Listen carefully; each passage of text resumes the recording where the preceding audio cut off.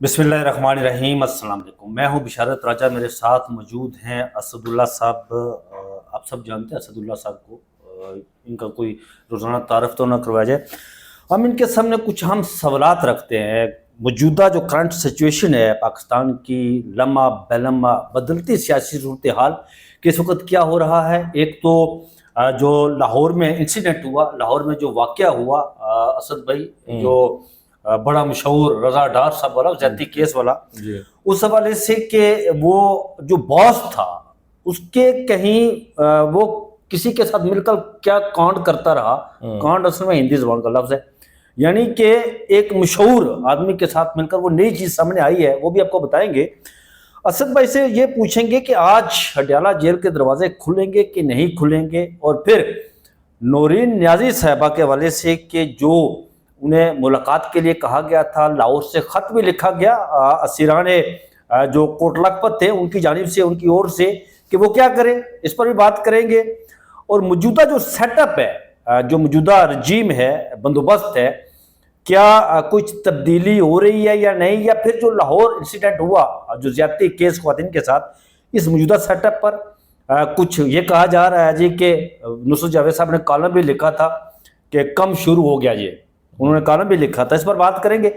और फिर core commander conference जिसमें कुचलने की बातें की गई हैं, ये सारी कहानी इसके पर्त खोलेंगे खबरों के और आपके सामने रखेंगे। असद भाई ये बताएं कि एक तो आपका बहुत शुक्रिया जी, आपने वक्त दिया। ये बताएं कि ये आज इमरान खान साहब से मुलाकात का दिन है, मंगल चूंकि इमरान खान साहब की फैमिली का दिन है। नहीं, मुलाकात का दिन नहीं है, मुलाकात ना कराने का दिन। अच्छा, मुलाकात ना कराने का दिन है, सवाल में यही रख रहा था। ये वो पाकिस्तान का आईन और कानून से बात की इजाजत देता है ना जी, वो तो कोई भीख तो नहीं मांग रहे बकौल उनके। क्या आज कोई आपको लग रहा है कि मुलाकात होगी या नहीं होगी? जी देखें राय साहब, एक तो बहुत शुक्रिया। मामला ये है कि मुलाकात तो ऑब्वियसली होनी चाहिए, कतई तौर पर तो कोई भी नहीं कह सकता कि यह मुलाकात होगी या नहीं होगी। लेकिन असल में जो इसमें अहम पहलू है ना, वो ये हैं कि हमारे पास जो खबरें पिछले दिनों में रही हैं, उसमें से एक खबर तो ये रही कि मुलाकात के सिलसिले में दो अहम शख्सियात जो आपस में कम्युनिकेट करती रहीं, वो दो शख्सियात कौन थीं? एक थे मोहसिन नकवी साहब और दूसरे थे बैरिस्टर गौहर साहब। अब मुलाकात के लिए ये दोनों शख्सियात जो हैं ये आपस में राब्ते में रही, कम्युनिकेट करती रही। अच्छा, अब इसमें अगर आप देखें तो दो तरह की मुलाकातों की मैं बात कर रहा हूँ ना। एक वो मुलाकात ये है कि अब आप जो है वो, मेरा ध्यान आपके फोन में नहीं, मैं खबर कर रहा था। अच्छा, उसमें बात में डिस्कस। हाँ ठीक है।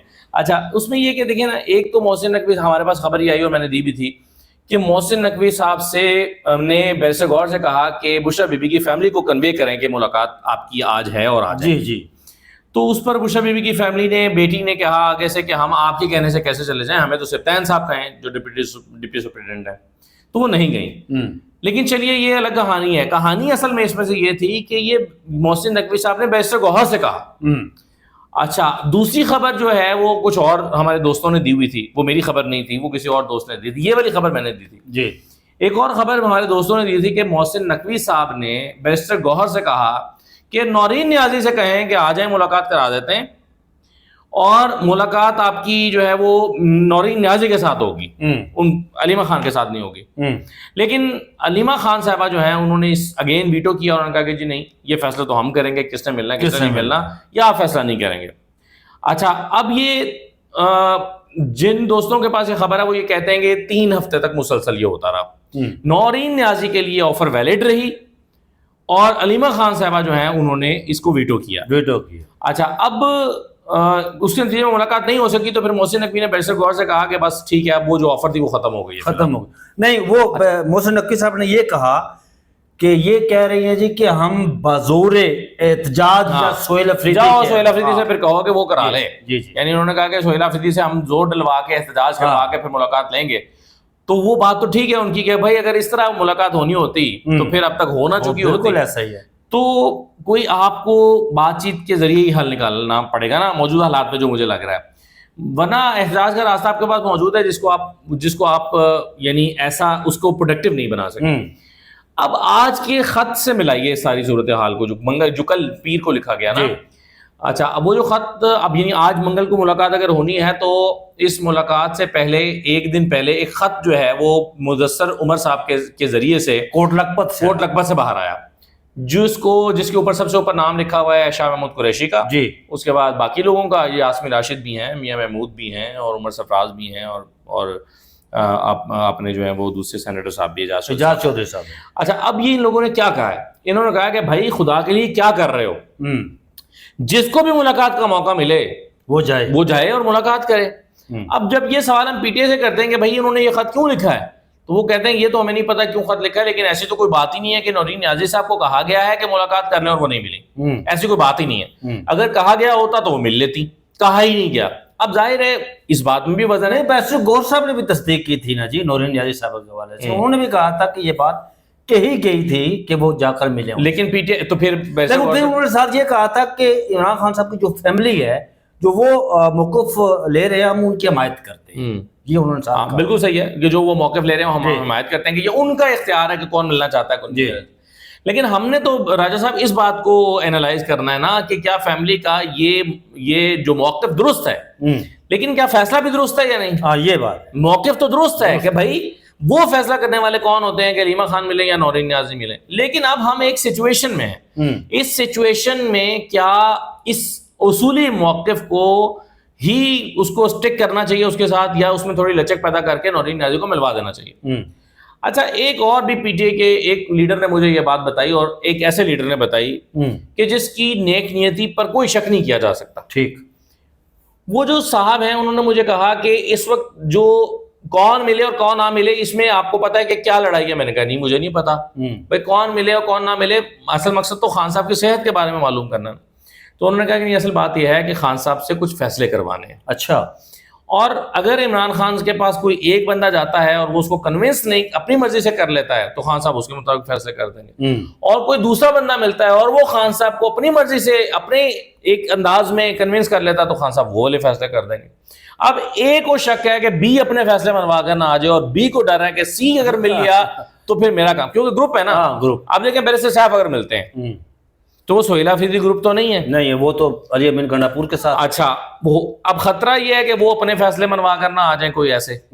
حالانکہ یہ ملاقات خالصتاً بشرا بی بی اور عمران خان کی رہائی کے موضوع پر ہونی ہے جب بھی ہونی, خاص طور پر بشرا بی بی کی رہائی کے موضوع پر. اس کا تعلق عمران خان سے پارٹی سے متعلق کوئی فیصلے منوانے سے نہیں ہے, لیکن پھر بھی کچھ لوگ پارٹی کے اندر یہ خوفزدہ ہیں کہ بیرسٹر صاحب اگر مل گیا تو غلط ہو جائے گا. اچھا اب بات یہ ہے کہ خان صاحب بھی ظاہر ہے پچھلے بڑے امپورٹنٹ فیصلے انہوں نے اپنی پارٹی یا خاندان کے لوگوں کی بریفنگ کے نتیجے میں کیے ہیں. ٹھیک ہے نا, بات لمبی ہو گئی, ہم اگلے سوال پر ہمیں چلے جانا چاہیے تھا.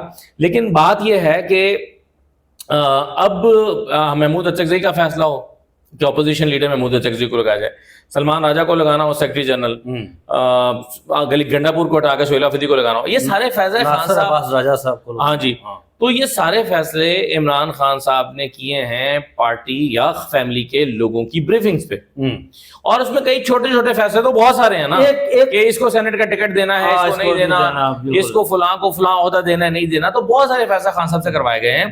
اب یہ فیصلے جو ہیں وہ اسی اب یعنی ملاقات بنیادی طور پر تو عمران خان کی صحت سے متعلق ہونی چاہیے نا, لیکن اس کا موضوع یہ بنا ہوا ہے پارٹی کے اندر کہ خان صاحب سے ملاقات ہوگی تو فیصلے ہم نے کیا کرنا. اچھا ایک سوال کا مجھے جواب دے پھر ہم آگے چلتے ہیں. یہ جب بھی ملاقات کی بات چلتی ہے کہ وہ جا رہا ہے تو پاکستان تحریک انصاف کی جو سوشل میڈیا ہے اس پر بڑی تنقید, اس بندے کو لے کر اتنی تنقید کرتے ہیں کہ وہ تو کانوں کو ہاتھ لگا کر بھاگ جاتا ہے.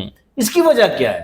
دیکھیں اب اس کے اس سوال کے جواب کے لیے آپ کو اس سوال کا جواب ڈھونڈنا ہوگا کہ سوشل میڈیا کو ڈکٹیٹ کون کر رہا ہے. جو اوورسیز سوشل میڈیا ہے, دیکھیں جو بنیادی طور پر کوئی 8 10 15 بڑے اکاؤنٹس ہیں نا اوورسیز جو نیریٹو بنانا شروع کرتے ہیں, اور نہیں پی ٹی آئی افیشیل نے تو پچھلے دنوں بڑی تنقید کی تھی بیرسٹر صاحب کو لے کر کہ بھائی وہ ملنا, ہاں یہی بات کر رہا ہوں, یہی کہہ رہا ہوں نا, میں بھی یہی کہہ رہا ہوں کہ بھائی جو لائن پھر دی جاتی ہے پی ٹی آئی کے مین اسٹریم سوشل میڈیا کو, ٹھیک ہے, وہیں سے نیریٹو نکلتا ہے. تو آپ کو پھر اس سوال کا جواب ڈھونڈنا ہے کہ سوشل میڈیا کو انفلوئنس کون کر رہا ہے. تو جو بھی سوشل میڈیا شیخ وقاص اکرم کے کنٹرول میں ہے, نہیں ہے کنٹرول میں, سلمان راجہ کے کنٹرول میں ہے, نہیں. بیسر گوہر کے کنٹرول میں ہے, سہیل آفریدی کے کنٹرول میں ہے؟ نہیں. قطعاً نہیں. سہیل آفریدی پہ بہت تنقید ہوتی ہے. تو بھائی یہ سوشل میڈیا پہ جس کے کنٹرول میں ہے نا, اس کا مطلب ہے وہی اس سے نیریٹو بنواتا ہے. میں تھوڑی دیر پہلے آپ کو وہ جو خبر دے رہا تھا, میں ناظرین وہ خبر دیتا ہوں آپ کو, پھر آگے بڑھتے ہیں. میری انتہائی ایک ذمہ دار آدمی سے گفتگو ہوئی, مکالمہ ہوا, بیٹھے ہوئے تھے ہم, تو انہوں نے یہ کہا کہ عمران خان صاحب کے حوالے سے اور فیلڈ مارشل اسد منیر کے حوالے سے, انہوں نے کہا کہ فیلڈ مارشل اسد منیر اپنی وہ تمام چیزیں بھولنے کے لیے تیار ہے. وہ کہتے ہیں کہ چلا گیا پانی پلو کے نیچے سے بہہ گیا ہے, ہم آگے ملک کے لیے چلتے ہیں. لیکن جب جب اس طرح کے کوئی معاملات ہوتے ہیں تو پھر یہ تنقید والی بات کہ جو سوشل میڈیا پر, تو پھر ایک اور اسٹیبلشمنٹ کے اندر میں جو بات کر رہا ہوں نا, ایک طاقت کا منبع فیلڈ مارشل کے پاس, لیکن وہاں پر بھی اندر گروپس ہیں نا, لیکن دوسرا گروپ پھر یہ کہتا ہے کہ وہ کٹنگ نکال کر رکھتا ہے کہ یہ جی آپ تو کہہ رہے ہیں یہ کریں گے, ہم تو یہ تو دیکھا ہی انہوں نے یہ باتیں کی, تو پھر آپ کس طرح کرتے. یہ کم از کم جو ہے نا, اب دیکھیں ان کا سارا فوکس جو ہے عمران خان صاحب کی رہائی کے حوالے سے ہونا چاہیے, لیکن یہ سارے بڑھ چکے ہیں. اچھا, میں ویسے آپ ظاہر ہے آپ نے کسی شخصیت کا حوالہ جی دیا نا, آپ تو کسی کو میں نام نہیں لوں گا, لیکن آپ تو کسی کو کوٹ کر رہے ہیں, میں اس کی یہ رائے ہے. اب مجھے نہیں پتا وہ کون شخصیت ہے اور اس کی رائے کی کیا سورس ہے, لیکن اس بات پہ بھی یقین کرنا اتنا آسان نہیں ہے کہ جو ہے وہ ایک دوسرے کے درمیان جو یعنی جو کچھ ہوا ہے پچھلے 3 سال میں اس سب کو بھلا دینا, یا کوئی کہے کہ جی تعلقات میں بہتری آ گئی ہے جی اور دونوں ایک میز پر بیٹھنے کے لیے فریق تیار ہیں, تو یہ بھی اس پر بھی ماننا بالکل ایسا ہی ہے. جی میں آپ کی اس بات سے اتفاق کرتا ہوں, جی آپ کا اختلاف کرنا جو ہے نا وہ آپ کا حق ہے. اچھا, یہ اب آگے بڑھتے ہیں. جو چونکہ ہم نے ذکر کیا فیلڈ مارشل صاحب کے حوالے سے, گزشتہ روز کور کمانڈر کانفرنس ہوئی, انہوں نے اس میں بڑے سخت کچھ فیصلے کو حوالے سے کہ بیرونی امداد سے جو شرپسندی ہوگی, دہشت گردی ہوگی, اسے کچلا جائے گا. اور کشمیر کے اندر جو سچویشن ہے, صورتحال ہے, اسد بھائی میں آپ کو بتاؤں کہ چونکہ میں کشمیر کا رہنے والا ہوں. آپ کہاں کے رہنے والے ہیں؟ کوٹلی کا. اچھا, کوٹلی خواجہ آصف صاحب کے مطابق کشمیر میں آتا ہے کہ نہیں آتا؟ نہیں, کوٹلی خواجہ آصف کے صاحب ان کی ڈیفینیشن کے مطابق راولا کوٹ کا مسئلہ ہے. راولا کوٹ اور کوٹلی وہ کہہ رہے نہیں, انہوں نے کہا میرپوری ہے. ہاں میرپوری. اچھا, مطلب آپ نہیں آتے کشمیر؟ نہیں, ہم میرپوری ہیں, ہم نہیں آتے. خواجہ آصف صاحب کے ان کے بقول میں نے اس پر بڑی تنقید کی تھی, اور بی بی سی نے بھی وہ میری لائن نکال کر جو کیونکہ وہاں کا موسم بھی کشمیر جیسا نہیں ہے, وہاں کا موسم بھی پنجاب جیسا ہے. اس وقت جو صورتحال ہے, جو سچویشن ہے اسد بھائی, وہ یہ ہے کہ وہاں پر کوئی بھی کسی بھی سیاسی پارٹی کا بندہ, وہ نون لیگ کا ہو, پیپلز پارٹی کا ہو, آئی پی پی کا ہو, کوئی بھی ہو, وہ انتخابی مہم میں بالکل نہیں گیا, نہ جا سکتا ہے. لوگ انتظار کر رہے ہیں ان کا کہ کوئی ہمارے پاس آئے, لیکن وہ نہیں جا رہے. اتنی سخت مزاحمت کا سامنا ہے. یہاں پر بیٹھے ہوئے کچھ لوگ کہہ رہے ہیں جی ہم کچھ چل دیں گے, فلاں کریں گے, یہ کریں گے, لیکن جو گرانڈ ریئلٹی ہے وہ بالکل مختلف ہے. یہ جلتی پر تیل کا کام کون کر رہا ہے؟ دیکھیے, اس میں تو راجہ صاحب کوئی شک ہی نہیں ہے نا کہ مفاہمت کے ساتھ اور خوش اسلوبی کے ساتھ معاملے کو طے ہونا چاہیے. یہ تو آگ کا لگنا, گولی کا چلنا, انتشار کا بڑھنا, یہ تو کسی کے لیے بھی فائدہ مند نہیں ہو سکتا, نہ عوام کے لیے, نہ ریجن کے لیے اگر آزاد کشمیر میں ہو رہا ہے یا کہیں پہ بھی ہو رہا ہو, نہ اس ریاست کے لیے, نہ اس خطے کے لیے, نہ اداروں کے لیے, نہ حکومتوں کے لیے, نہ سیاسی جماعتوں کے لیے. کسی ایک کے تو بتائے نا فائدے میں ہے انتشار, کسی کا فائدے میں نہیں ہے. ہاں, اگر کوئی انتشار چاہتا ہی انتشار ہو اس کے فائدے میں ہے, یعنی کسی کو بھی سیاسی طور پر انتشار سوٹ کرتا ہو, یا کوئی جو ہے وہ اگر فرض کریں یہ کہا جاتا ہے کہ جی غیر ملکی ایجنڈے پہ کام کر رہے ہیں, اگر یہ بات درست ہو کہ غیر ملکی ایجنڈے پہ کام کر رہے ہیں, جو کہ مجھے نہیں لگتا, سچی بات یہ, تو کیونکہ میرے پاس ایسے ریاست کہتی ہے ہمارے پاس شواہد موجود ہیں, لیکن چلیے ہم پاکستان میں ہمیں سنتے سنتے ہمارے بال سفید ہو گئے ہیں, ہم چھوٹے بچے تھے بلکہ ہم پیدا بھی نہیں ہوئے تھے تب سے یہ غداری کے حسین شہید سہروردی کو سب سے پہلے غدار جو کہا گیا. اچھا, فاطمہ جنابی غدار تھی. فاطمہ جنابی غدار تھی. تو پھر شیخ مجیب غدار تھا, اب بھٹو بھی غدار تھا, بھٹو غدار ہو گیا, نواز شریف کو بھی غدار کہا, سارے غدار رہے اس ملک میں, باری باری سب غدار رہے. بالکل. تو اس لیے اب اگر وہ غدار نہیں رہے تو میں کیسے مان جاؤں کہ جو اب موجودہ لوگوں کو غدار کہا جا رہا ہے کہ یہ بھی ان کے بارے میں مستقبل میں نہیں کہا جا رہا ہے کہ نہیں یہ غدار نہیں تھے جی یعنی ریورس ہو جاتا نا معاملہ. اس لیے میں ریلیکٹنٹ ہوں ریاست کا یہ بیانیہ ماننے سے پہ کہ جی یہ غدار ہیں اور غیر ملکی اس پہ کام کر رہے ہیں. تو دیکھیے مطالبہ تو ان کا غلط نہیں ہے نا کہ 12 سیٹوں پہ دھاندلی ہوتی ہے اور وہ پیپلز پارٹی بھی مانتی ہے اور 12 سیٹوں پہ دھاندلی ہوتی ہے پیپلز پارٹی نے بھی کہا اور وہ دھاندلی شدہ 12 سیٹیں ہی پوری ریاست کے سسٹم کو چلاتی ہیں جی کیونکہ اسی سے پھر آگے وہ حکومت بنتی ہے کے لیے استعمال ٹھیک ہے نا.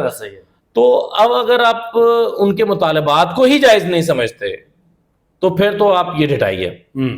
ٹھیک ہے بنگلہ دیش میں بھی ہم نے ان کے کچھ مطالبات تو جائز ہی ہوں گے نا جی جی جو ہم نے نہیں مانے. اگر پڑھیں تو وہ تو جائز تھے. کچھ چیزیں تو جائز ہوں گی نا چلے ساری نہیں جائز ہوں گی کچھ تو ہوں گی یا نکات آنے سے پہلے بھی تو ان کے کچھ گریونسز ہوں گے وہ جائز ہوں گے نا.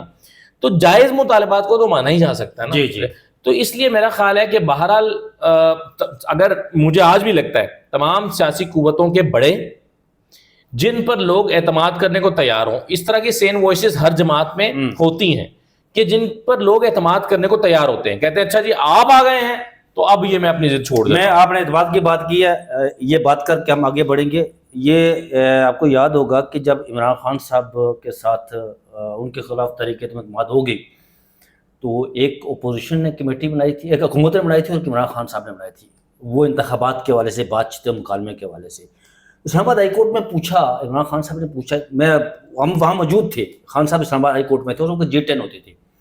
تو خان صاحب نے پوچھا جو حکومت نے کمیٹی بنائی اس میں کون کون ممبر, انہوں نے کہا جی اس میں خواجہ سعد رفیق سب سے پہلا نام. انہوں نے کہا کہ اس کا مطلب ہے کہ حکومت سنجیدہ ہے. اگر خواجہ سعد رفیق ہے تو اس کا مطلب ہے کہ حکومت سنجیدہ ہے. بالکل جس طرح آپ ہر جگہ پر سنجیدہ لوگ ہوتے ہیں نا جی. آپ 10 لوگوں کو منتخب کریں, بھیج دیں جوائنٹ ایکشن کمیٹی کے پاس اور کہیں گے جی اب دیکھیں یہ ہے معاملہ. میرا خیال ہے کہ ایسے قابل اعتماد لوگ اگر وہاں پر چلے جاتے ہیں, چلیے مولانا فضل الرحمان صاحب کو, آپ حافظ نعیم الرحمان کو, سعد رفیق کو, آپ نے نام سعد رفیق صاحب کا لیا, 1-2 بندے کوئی ڈال لیں آپ اس میں سے, نیشنل کوارڈینیشن کمیٹی میں سے ڈال لیں کوئی, آپ یعنی آپ ایک گلدستہ بنائیں جی اور بھیج دیں. میرا نہیں خیال کہ وہ بات ماننے کو, آپ ایران امریکہ کے مذاکرات کروا رہے ہیں تو یہ بھی تو کروا دینا, یہ کیوں نہیں کروا رہے. تو اس لیے یہ اچھا آگے بڑھتے ہیں جی. یہ جو مار دھاڑ کی بات ہے نا وہ نہیں, یہ لاہور والا جو ایشو ہے اس میں یہ ہمارے دوست ہیں عمیر صاحب, بڑے اچھے رپورٹر ہیں, یہ کرائم کے رپورٹر ہیں, بہت اچھا. یہ کرائم نہیں کرتے, کرائم رپورٹنگ کرتے ہیں. اچھا انہوں نے یہی ان کا کرائم, انہوں نے ٹویٹ کیا ہے جی کہ یہ جو باس جو وحید نامی تھا, انہوں نے کہا کہ ایک تو کرائم اس کا جو کرتا رہا اس کا ریکارڈ سامنے آیا, اور اس کے بعد انہوں نے کہا جی کہ یہ ثاقب چدڑ, ناظرین ثاقب چدڑ بڑا مشہور نام ہے, یہ مومنہ اقبال کے ساتھ پچھلے دنوں اس کا آیا تھا. ایم پی ہیں, یہ ایم پی ہے یہ سرگودا سے, اچھا سرگودا سے ایم پی ہے, نون لیگ کے, نون لیگ کے. ناظرین ایم پی اے بننے سے قبل ان پر ایک کیس بنا تھا جس میں یہ گردو کا وہ کام کرتے تھے, اور یہ جو باس ہے وحید نامی بندہ, عمیر صاحب نے ٹویٹ کیا کہ یہ اسی گینگ کا حصہ ہے. انہوں نے وہ ٹویٹ ساتھ لگایا اور اس کی وہ اسکرین شاٹ بھی لگائی کہ جو نئی چیز سامنے آئی ہے کہ وہ اس گینگ کا یعنی عمیر صاحب یہ دعویٰ کر رہے ہیں کہ ثاقب چدڑ صاحب جو ہیں یہ گردوں کی غیر قانونی خرید و فروخت میں ملوث رہے ہیں جی, اور جن لوگوں کے ذریعے کراتے تھے تو وحید بھی ان میں ٹیم کا حصہ تھا. وحید بھی, جی جی بالکل ایسا ہی ہے, انہوں نے یہ کہا. اب بات یہ ہے کہ یہ تو بڑا خطرناک دعویٰ ہے, خوفناک دعویٰ ہے نا یہ, اور یہ دعویٰ لیکن کوئی کچا آدمی نہیں کر رہا, ایک پکا صحافی دعویٰ کر رہا ہے, ظاہر ہے اس کے پاس ثبوت ہوں گے. بالکل ایسا ہے, وہ عوام یہ بات نہیں کر سکتے, ان کے سورسز بھی پکے ہیں, ان کے پولیس میں بھی سورسز پکے ہیں. تو اب یہ تو بڑی خوفناک اینگل ہے جو اس کو مل رہا ہے. تو میں تو سمجھتا ہوں کہ یہ اگر ایسی بات ہے تو پھر تو یہ اس کیس میں ایک اور اینگل شامل ہو جائے گا. اسد بھائی جاتے جاتے ایک بات یہ بتائیے گا کہ یہ جب معاملہ سارا ہوا تو آپ کو پتہ ہے کہ وہ کہا گیا یہاں پر جی کہ ایک صاحب نے کہا جی کہ وہ رضا ڈار جو تھا وہ تو وہاں پر خود بندھا ہوا تھا. وہ بعد میں فوٹو جائے سب کو پتہ چلا کہ یار یہ تو گاڑی بگا رہا تھا وہ خواتین کو لے کر. تو بڑا پارسا ثابت کر رہے تھے لوگ ڈار خاندان کو. تو ڈار معصوم بچہ ہے, چھوٹی عمر ہے, ویسا تو کچھ نہیں ہے اس میں. ہاں تو ڈار اب اس پوزیشن پر رہیں گے جب وزیر خزانہ بننا چاہتے تھے. میرا خیال ہے کہ جو اسحاق ڈار صاحب ہیں ان کی موجودہ پوزیشن کو تو خطرہ نہیں ہے, لیکن ان کی خواہش یہ نہیں تھی. وہ آج کل تو نہیں موجودہ پوزیشن کیا ہے وزیر خزانہ خارجہ ہیں، پلس یہ کہ وہ ہے نا وزیر خارجہ تو چلیں ان کو ان کی خواہش تھی کہ مجھے تبدیل کر دیا جائے اور وزیر خزانہ لگا دیا جائے، تو اصل میں وہ ڈپٹی پرائم منسٹر ہے نا جو اعزازی ہوتا ان کے پاس ہے. لیکن اس موجودہ صورت حال میں جس میں کہ وہ وزیر خزانہ بننے کے خواہش مند تھے کہ بھائی اکانومی نہیں چل رہی تو اس کو ہٹاؤ اور مجھے لگاؤ، میرا خیال ہے کہ یہ والا کہانی اب ختم ہو گئی ہے. جو آپ نے بات کی نا وزیر خارجہ کی، میں نے جس کی خبر کے حوالے سے بات کی تھی ان صاحب کا مجھے یہ کہنا تھا کہ اسحاق ڈار صاحب نے پچھلے کچھ عرصے میں کوئی 2 ماہ پہلے یہ ایران امریکہ کے معاملات ہو رہے تھے تو کچھ منمانی کرنا چاہیے، تو ہمارے ان حلقوں کو یہ اچھا نہیں لگا تو بڑے انہوں نے طریقے سے ان کو کارن کر دیا. انہوں نے کہا کہ 2 ماہ ہو گئے. آپ نے دیکھا ہے کہ وہ کون جا رہا تھا ایران؟